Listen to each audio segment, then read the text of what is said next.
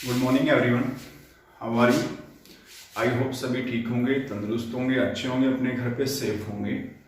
Last वाली class के अंदर 10th में हमने बात की थी इंडिकेटर के बारे में। हमने बात की थी इंडिकेटर कौन सा, यूनिवर्सल इंडिकेटर के बारे में हमने पढ़ा था।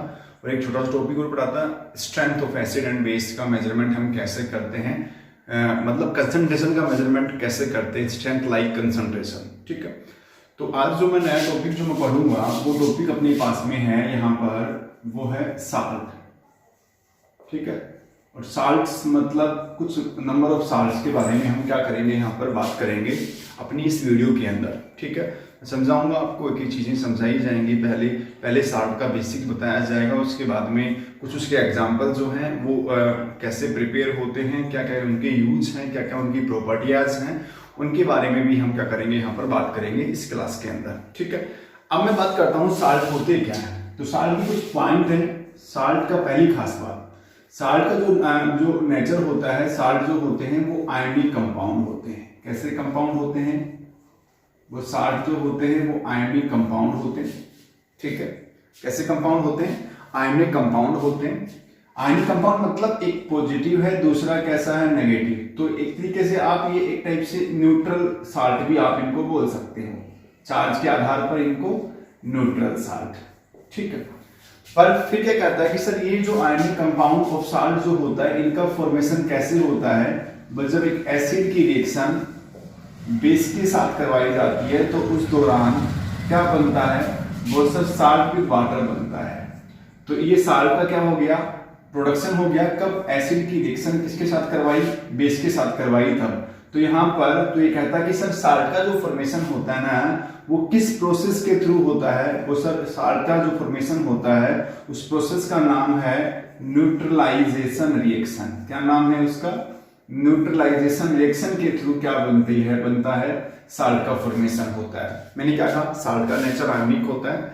साल्ट कैसे बनते हैं कि साल्ट न्यूट्रलाइजेशन प्रोसेस के थ्रू बनते हैं, मतलब न्यूट्रलाइजेशन रिएक्शन के थ्रू बनते हैं। न्यूट्रलाइजेशन रिएक्शन क्या रिएक्शन होती है, जब एक एसिड की रिएक्शन किसी बेस के साथ में करवाया जाता है तो उनके एसिड और बेस के आपस में रिएक्ट करने से क्या बनता है, salt with water maximum case में बनता है। कुछ में वाटर नहीं निकलता पर साल्ट जरूर बनता है। ठीक है, तो एसिड और बेस के मिलने से क्या बनता है, सर साल्ट बनता है। फिर कहता है कि सर साल्ट जो होते हैं, जो अगर हम बात करें, साल्ट जो होते हैं वो सॉलिड स्टेट के अंदर क्या होते हैं, वो सर इलेक्ट्रिकल न्यूट्रल होते हैं। इलेक्ट्रिकली क्या होते हैं, ये न्यूट्रल होते हैं। साल्ट जो होते हैं इलेक्ट्रिकली क्या होते हैं, न्यूट्रल होते हैं। ठीक है, सॉलिड फॉर्म के अंदर कौन सी बात है, इनके अंदर जब सॉलिड स्टेट के अंदर ये वेरी करेंगे तो इनके अंदर क्या प्रेजेंस नहीं होंगे, फ्री आयंस इनके अंदर क्या नहीं होंगे, प्रेजेंस नहीं होंगे।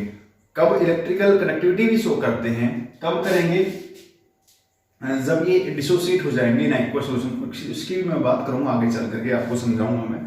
फिर बोलता है कि सर साल्ट जो बेसिकली जो हम जनरली जो साल्ट, जो बेसिक साल्ट हम जो यूज करते हैं अपनी डेली लाइफ में, जो मैक्सिमम केस में जो हम चीजों को जानते हैं बेसिक साल्ट को, तो वो साल्ट कौन है यहाँ पर अपने पास में, NaCl, मतलब टेबल साल्ट। ठीक है, NaCl जो है टेबल जो साल्ट होता है उसका सोडियम क्लोराइड साल्ट का हम क्या करते हैं, बेसिक साल्ट जो मैक्सिमम साल्ट के बारे में हम जानते हैं वो साल्ट कौन है, यहाँ पर NaCl है। तो यहाँ पर मैक्सिमम केस में जो एक बेटर जो साल्ट है जिसका हम बड़े पैमाने पे यूज करते हैं डेली लाइफ में भी केमिकली रूप से, वो कौन है, यहाँ पर NaCl है। और भी बहुत सारे साल्ट हैं पर ये थोड़ा सा हम बेसिक इसके बारे में जानते हैं इजिली। ठीक है, तो NaCl जो होता है इसका बेसिक साल्ट होता है। फिर बोला सर NaCl जो होता है इसको हम टेबल साल्ट के नाम से भी जानते हैं। ठीक है, फिर बस इसका जो यूज होता है, यूज कहाँ होता है, बस इसका जो यूज होता है NaCl का जनरली जो यूज होता है वो टेस्ट ऑफ फूड के लिए यूज करते हैं। मतलब खाने पीने की चीज के अंदर क्या करते हैं, इसका यूज करते हैं। मतलब टेस्ट ऑफ फूड के लिए क्या करते हैं, इसका यूज किया जाता है, किसका, NaCl साल्ट का। ठीक है, तो ये बात करी हमने यहाँ पर साल्ट के बेसिक जनरल को लेकर के। मैंने क्या कहा, साल्ट जो होते हैं आयनिक कंपाउंड होता है, आयनिक नेचर के होते हैं, एसिड और बेस के मिलने से बनते हैं। किस प्रोसेस के थ्रू बनते हैं, न्यूट्रलाइजेशन प्रोसेस के थ्रू बनते हैं। किस सॉलिड स्टेट के अंदर कैसे होते हैं, इलेक्ट्रिकली न्यूट्रल होते हैं, कोई करंट पास नहीं करते हैं जब सॉलिड स्टेट में वेरी करते हैं।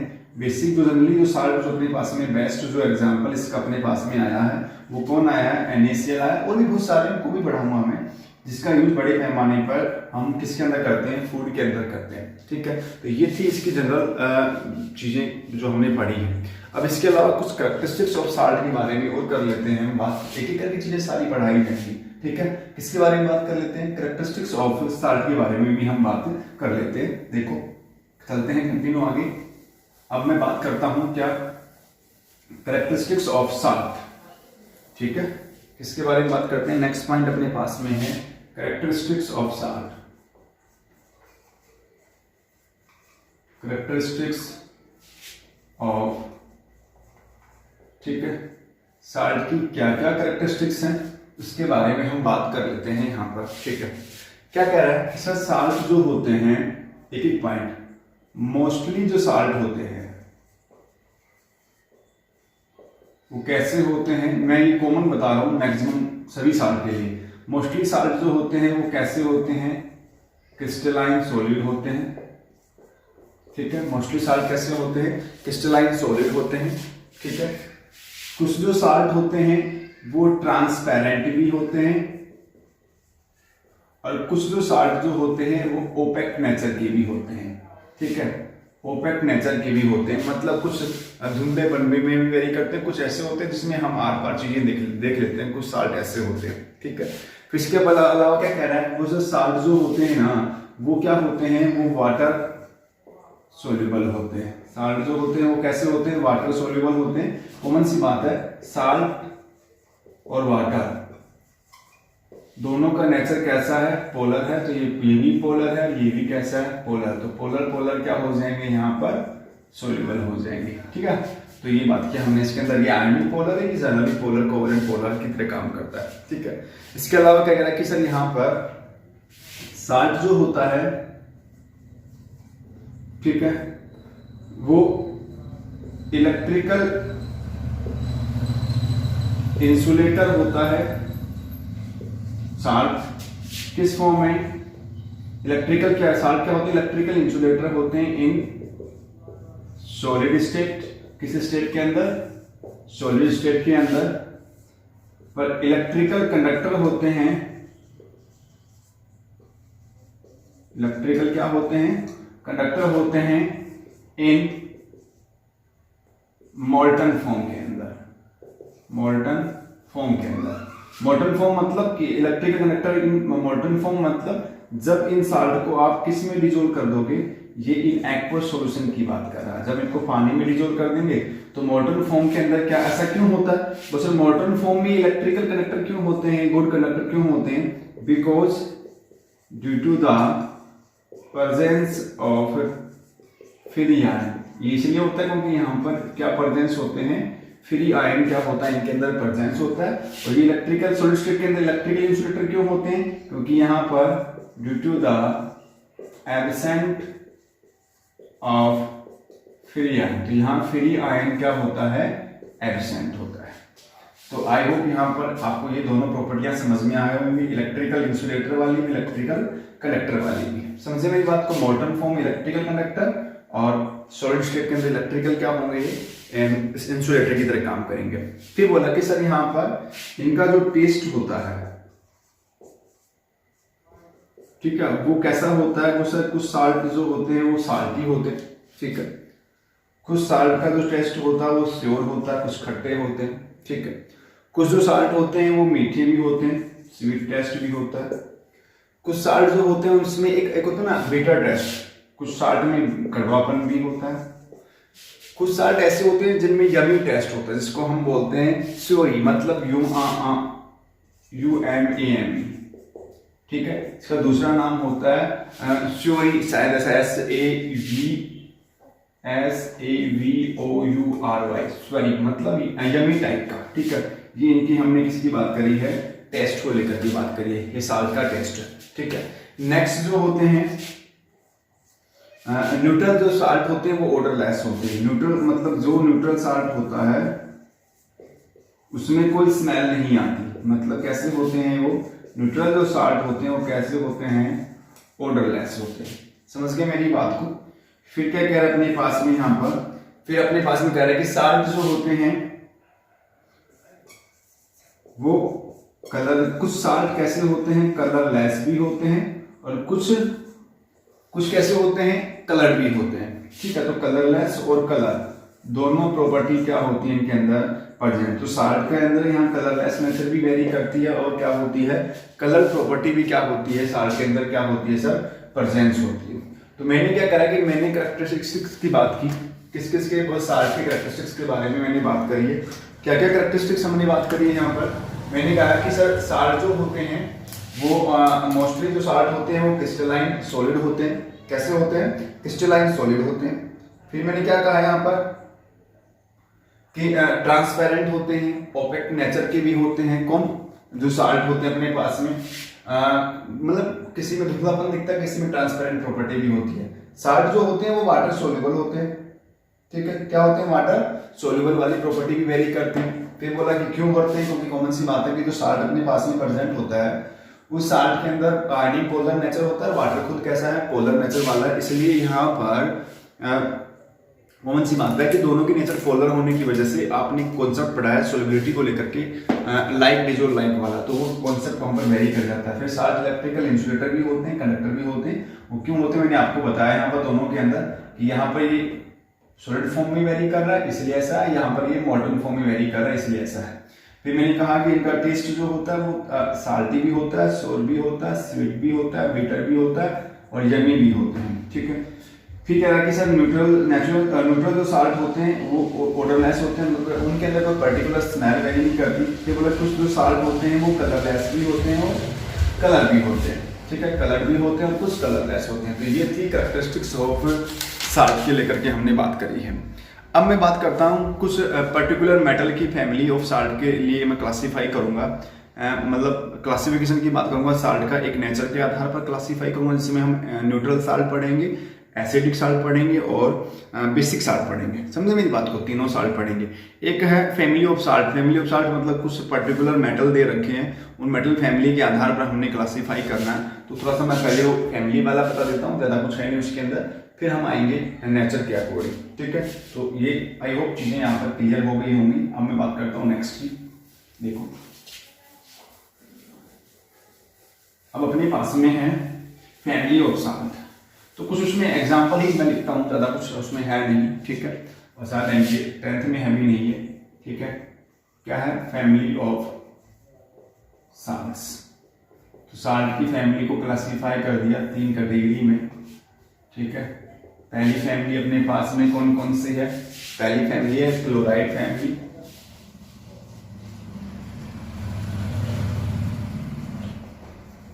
ठीक है, दूसरी अपनी पास में है कैल्शियम फैमिली, मतलब जो क्लोरीन के यूज से बने हैं वो क्लोराइड फैमिली में आएंगे। साल्ट जो कैल्शियम के यूज से बने हैं वो कैल्शियम फैमिली में आएंगे। एक ले रखा है जिंक, और भी होते हैं भाई। ठीक है, बहुत सारी फैमिलियां बना सकते हैं ऐसे। जनरल दे रखा है, थोड़ा मैं तुमको आइडिया बता देता हूँ जनरल। ठीक है, एक अपने पास में है यहाँ पर जिंक फैमिली, तो मैं दोनों की, इनके सभी के थोड़े 2 एग्जाम्पल लिख देता हूँ। ठीक है, तो क्लोराइड फैमिली में अपने पास में एग्जाम्पल है सोडियम क्लोराइड। ठीक है, पोटेशियम क्लोराइड। ठीक है, इस तरीके से।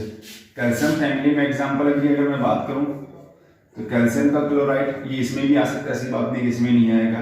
कैल्शियम का सल्फेट, समझ गए मेरी बात को, इस तरीके से आप यूज कर सकते हो। कार्बोनेट हो सकता है, कैल्शियम के कार्बोनेट हो सकते हैं। तो बहुत सारे ऐसे एग्जाम्पल दुनिया भर के हो सकते हैं। ठीक है, समझाने का तरीका था। फिर जिंक का एग्जाम्पल की बात करूं मैं तो जिंक का क्लोराइड, ठीक है, और जिंक का सल्फेट। ऐसे जिंक के भी बहुत सारे हो सकते हैं। ठीक है, तो ये है फैमिली ऑफ साल्ट के आधार पर हम बात की हमने। ठीक है, तो फैमिली ऑफ साल्ट के आधार पर 3 type, chloride family, calcium family और जिंक फैमिली। अब मैं बात करता हूं किसके आधार पर, नेचर ऑफ साल्ट के आधार पर। नेचर ऑफ साल्ट्स के आधार पर 3 कैटेगरियां बनाई गई हैं साल्ट की। एक अपने पास में हम पढ़ेंगे न्यूट्रल साल्ट। ठीक है, एक पढ़ाऊंगा मैं एसिडिक साल्ट। ठीक है, एक पढ़ाऊंगा मैं बेसिक साल्ट। ठीक है, एक एसिडिक, बेसिक और न्यूट्रल साल्ट, तीनों को विद डिफाइन विद एग्जाम्पल हम समझेंगे। तो एक एक करके हम इसको समझ लेते हैं नेचर ऑफ साल्ट को लेकर के। तो मैं इसको थोड़ा सा मिटा देता हूँ, फिर मैं बात करता हूँ ऊपर वाले में, ठीक है। ऊपर दोबारा मैं थोड़ा लिखता हूँ, इसको तीनों को समझाता हूँ मैं। पहला न्यूट्रल साल्ट, पहला फैमिली, एसिडिक साल्ट दूसरा, और बेसिक साल्ट तीसरा। विद एग्जाम्पल विद डिफाइन मैं आपको समझाता हूँ, देखते जाना। चलते हैं नेक्स्ट अपने पास में। नेक्स्ट है नेचर ऑफ साल्ट के आधार पर 3 टाइप, ठीक है। क्या है नेचर ऑफ साल्ट के आधार पर, साल्ट की नेचर के आधार पर हम अगर बात करें तो 3 टाइप कौन सी। तो पहला मैं ले लेता हूं न्यूट्रल साल्ट। न्यूट्रल साल्ट बनता है अगर मैं स्ट्रॉन्ग एसिड की रिएक्शन करवा दूं। मतलब न्यूट्रल साल्ट क्या होता है, किसका मिक्सचर होता है, स्ट्रॉन्ग एसिड और स्ट्रॉन्ग बेस का। कई बच्चे पूछेंगे sir weak acid weak base का नहीं हो सकता है न्यूट्रल साल्ट। नहीं भाई, न्यूट्रल साल्ट के लिए कंप्लीट डिसोसिएशन का होना जरूरी है। जब दो जुड़ने वाले कंपोनेंट जब एक नहीं ऐसा नहीं कि वो नहीं आ सकते, वीक वाले भी आ सकते हैं। पर हमने किसकी बात करी, हमने उन साल्ट को लेकर काम किया है जिसमें 100% डिसोसिएशन की पॉसिबिलिटी है, मतलब जो कंप्लीटली डिसोसिएट हो जाता है, ठीक है। तो मतलब स्ट्रॉन्ग एसिड और स्ट्रॉन्ग बेस जब आपस में मिक्स होगा, मिक्स टुगेदर, ठीक है, इट्स फॉर्म न्यूट्रल साल्ट। तो क्या बना लेगा वो, न्यूट्रल साल्ट का फॉर्मेशन कर लेगा, ठीक है। क्या बना लेगा, मिक्स टुगेदर क्या बना लेगा, न्यूट्रल साल्ट का फॉर्मेशन कर लेगा, जिससे और फिर और जो न्यूट्रल साल्ट होगा उसकी पीएच जो होगी ना, पीएच की वैल्यू वो अप्रोक्स कितनी होगी, लगभग 7 होगी, ठीक है। और यहाँ न्यूट्रल साल्ट क्यों बनते हैं, क्योंकि यहाँ पर घुलने वाले दोनों एसिड और बेस का जो स्ट्रेंथ करेक्टर है, जो स्ट्रेंथ है वो दोनों की अप्रोक्स कैसी है, कंसंट्रेशन लेवल या स्ट्रेंथ जो है वो अप्रोक्स कैसी, इनकी दोनों की सिमिलर है, सिमिलर नेचर होती है, ठीक है। जैसे मैं एग्जांपल की मैं बात करूं तो फॉर एग्जांपल देखना आप न्यूट्रल साल्ट को लेकर के, स्ट्रॉन्ग एसिड मतलब HCl, स्ट्रॉन्ग बेस मतलब NaOH, समझ गए होंगे। क्या बनेगा, NaCl प्लस में H2O, ठीक है। तो कंप्लीट को ये स्ट्रॉन्ग एसिड है, ये स्ट्रॉन्ग क्या अपने पास में बेस, समझ गए मेरी बात को। इस तरीके से आप स्ट्रॉन्ग कर सकते हो यहाँ पर, ठीक है। फिर इसके अलावा और देखो H2SO4 आप ले लो, ठीक है। इसके अलावा NaOH ले लो आप, ठीक है। क्या करेगा यहाँ पर अपने पास में Na2SO4, देखो साल्ट बन गया, फिर वाटर का एलिमिनेशन यहाँ पर करवा दो आप, ठीक है। तो 2H2 बाहर हो जाएगा, समझ गए मेरी बात को। KOH HCl प्लस में KOH ले लो आप, तो ये देखो ये एसिड अपने पास में, ये बेस अपने पास में, HCl बाहर हो गया, KCl बाहर हो गया, ये साल्ट बन गया, ठीक है, और वाटर बाहर। तो ये सब कैसे साल्ट है, न्यूट्रल साल्ट है। कैसे बने हैं, स्ट्रॉन्ग एसिड और स्ट्रॉन्ग बेस के मिलने से, ठीक है। तो ये तो बात करी हमने किसकी साल्ट की, न्यूट्रल साल्ट की। तो आई होप समझ में आ गया होगा, स्ट्रॉन्ग एसिड और स्ट्रॉन्ग बेस जब आपस में कंबाइन होगा तब ऐसा होगा कंपोनेंट के अंदर, ठीक है। तो मतलब कौन सी बात है, तो ये आगे पूछ भी सकता है कि न्यूट्रल साल्ट क्यों बनते हैं, कैसे बनते हैं। तो न्यूट्रल साल्ट बनने के पीछे रीजन है कि घुलने वाले दोनों एसिड और बेस जो होता है उनका कंसंट्रेशन कैसा होना चाहिए, सेम होना चाहिए। मतलब डिसोसिएशन जो पॉसिबिलिटी है, डिग्री ऑफ डिसोसिएशन जो होता है, और फिर उसके देन आफ्टर एसोसिएशन का जो रेट है वो कैसा होना चाहिए, सिमिलर होना चाहिए। अब मैं बात करता हूँ सेकंड टाइप अपने पास में है बेसिक साल्ट की। देखो बेसिक साल्ट क्या होते हैं, देखना।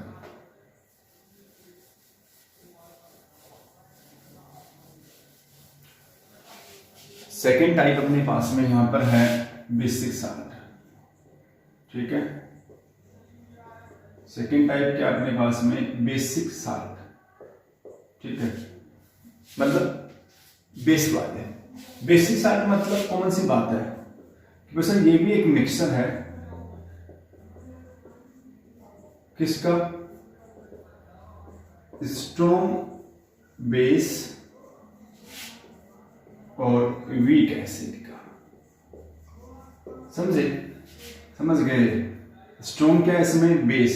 एसिड कैसा है, वीक एसिड है। स्ट्रॉन्ग बेस और वीक एसिड का मिक्सर है। मतलब यहाँ पर जो कंसंट्रेशन लेवल या स्ट्रेंथ प्रॉपर्टी जो होती है वो बेसिक की क्या है, ज्यादा है, और एसिड की क्या है, कम। इस वजह से जो डोमिनेटिंग करैक्टर जो अपने पास में आया नेचर का, वो किसका क्रिएट हो गया, बेसिक का। क्योंकि जिसका concentration level of term percentage ज्यादा होगा, मतलब अगर आप कोई भी एक मिक्सर बना रहे हो तो अगर ये परसेंटेज लेवल इसका 70% है और इसका अगर 30% है तो देखो साल्ट तो तभी बन जाएगा। पर यहाँ पर डोमिनेटिंग करैक्टर जो नेचर का होगा वो किस वाले का ज्यादा होगा, जिसका कंसंट्रेशन स्ट्रेंथ करैक्टर ज्यादा होगा। तो इसके मिलने से बनने वाले जो साल्ट होते हैं वो कैसे होते हैं, बेसिक होते हैं। क्यों बनते हैं बेसिक साल्ट, कि यहाँ पर जो स्ट्रेंथ प्रॉपर्टी या कंसंट्रेशन जो प्रॉपर्टी होती है वो बेसिक की क्या होती है, ज्यादा होती है कंपेयर टू एसिड के कंपेयर में। ठीक है, तो अब एग्जांपल भी मैं इसका भी ले लेता हूं। फॉर एग्जांपल, ठीक है, स्ट्रॉन्ग बेस और वीक एसिड। स्ट्रॉन्ग बेस का मतलब है NaOH, स्ट्रॉन्ग बेस।